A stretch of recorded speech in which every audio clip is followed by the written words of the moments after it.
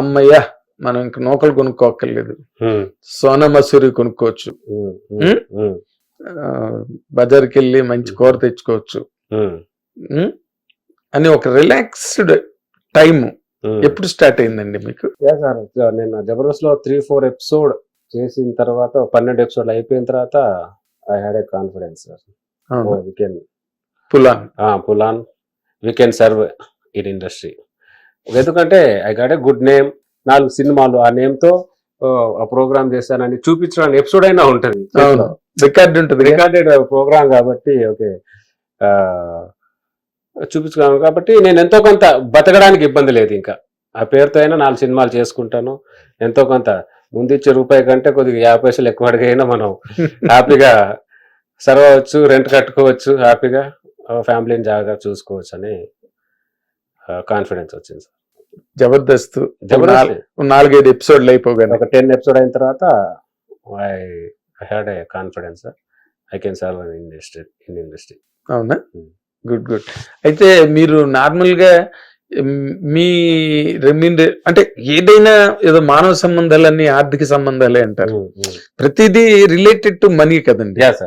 మనిషి సక్సెస్ దేంతో కొలుస్తారు? సక్సెస్ అయినా ఫర్దర్ మనీ లేకపోతే any relation, anything between father mother brother, any relation. ఇప్పుడు మీరు నార్మల్ గా నాకెంత ఇవ్వాలి మీరు అని డిమాండ్ చేసే సిచ్యువేషన్ ఎప్పుడు వచ్చిందండి మీకు? జబర్దస్త్ లోనే. అదే జబర్దస్త్ అంటే ఆఫ్టర్ 8 to 9 ఎపిసోడ్ తర్వాత సార్ నాకు అందరికంటే తక్కువ రెమ్యునరేషన్ జబర్దస్త్ లో, ఓకే, స్టార్టింగ్ లో. సో 8-9 ఎపిసోడ్ అయిన తర్వాత నేను I showed what I am. So after that నేను అడిగాను, నాకు ఇంత కాదండి, నాకు ఇంత డబ్బులు ఇవ్వాలి, అయితే చేస్తా. నాకు ఫ్యామిలీ స్కిట్లు, నాకు అందరిది ఒక జోనర్, నాదొక ఫ్యామిలీ స్కిట్లు, ఇది అలా భలే ఉంది అనుకొని దాని తర్వాత సార్ అక్కడి నుంచి ఫస్ట్ తక్కువ అమౌంట్ నాకే ఉండే, ఫర్దర్ గా హైయెస్ట్ అమౌంట్ నేనే, హైయెస్ట్ అమౌంట్ నాకు ఇచ్చి తను ఉండాలి ప్రోగ్రామ్ లో, ఎందుకంటే తను ఫ్యామిలీ స్కిట్లు అవి పట్టు భలే చేస్తున్నాడు అబ్బాయి, తను ఉండాలి అని చెప్పేసి they paid some money and I continued some.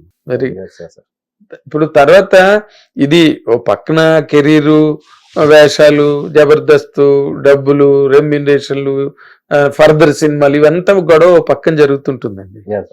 అవతల వైపు రియల్ లైఫ్ నడుస్తుంటుంది.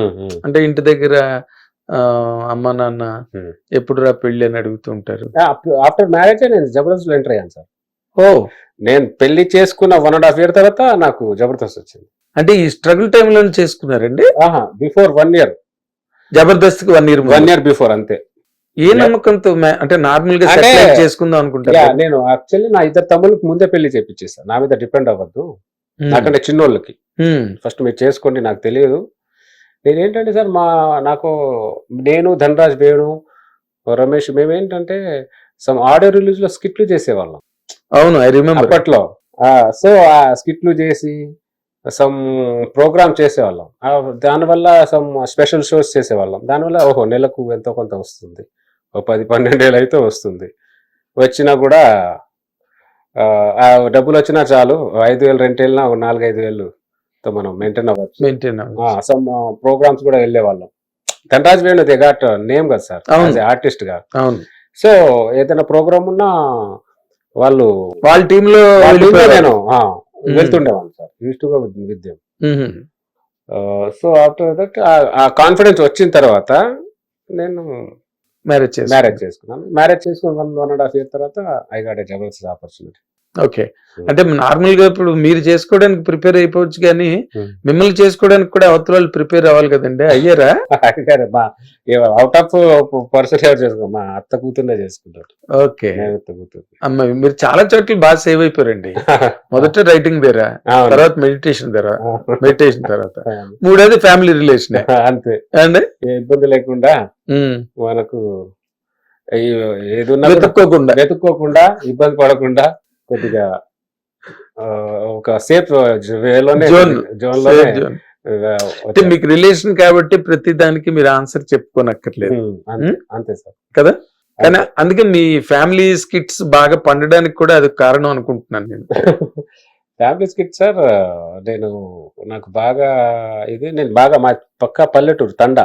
ఉమ్, తండలో అప్పుడే నేను ఉన్నప్పుడు సరదాగా చూసేవాడిని వైఫ్ అండ్ హస్బెండ్ ఎలా ఉంటారు, ఒక తాగొచ్చిన మొగుడు ఎలా ఉంటాడు, పెళ్ళాం కోపంలో ఉన్న ఒక మిడిల్ క్లాస్ లో మిడిల్ క్లాస్ చిన్న పల్లెటూరు అంటే లో లో మిడిల్ మిడిల్ క్లాస్ అంటారు. అవును. అది బాగా బాగా చూసేవాడిని సార్ నేను. ఉమ్, వాళ్ళతో సరదాగా జోకులు వేసుకోవడం అది చేసుకోవడం. అప్పటి వరకు ఎంత బాగుంటారో కొద్దిగా తేడా వస్తే ఇమీడియట్ గా అంత కొట్టేసుకుంటారు. అంత ఇదిగా తిట్టేసుకుంటారు. అవును. సో అది చూశాను కాబట్టి అక్కడి నుంచి కొద్దిగా గ్రిప్ ఉండేది నాకు ఉమ్, నుంచి. అందులో మనం చిన్న ఫ్యామిలీ నుంచి వచ్చాం కాబట్టి మనకు కూడా ఎంతో కొంత అంటే you're very close to ya that atmosphere. Ya sir. My father mother వాళ్ళు ఎప్పుడు గొడవ పడుతూనే ఉంటారు. వాళ్ళు కూడా they are inspiration for me. Lot of inspiration my father and my mother for my skits. ఎప్పుడు గొడవ పడినా నేను అడిగాను ఎందుకు నాన్న గొడవ పడతారు ఎప్పుడు చూసినా. నార్మల్ గా ఏ పాయింట్ మీద గొడవ ఏ పాయింట్ అనేది లేదు ఏదో లేదు. సో అదే అది ఆ గొడవనే అసలు సంబంధం లేకుండా ఉండేది. ఉమ్, ఎందుకు నాన్న గొడవ పడతావంటే అంతేరా అది కొన్ని ఏం చేయలేం. అది నాకు తగిలింది అంతే ఏం చేయలేదు. ఇంకా నీకమ్మ నీకు గొప్ప ఉండొచ్చు నాకు కాదురా.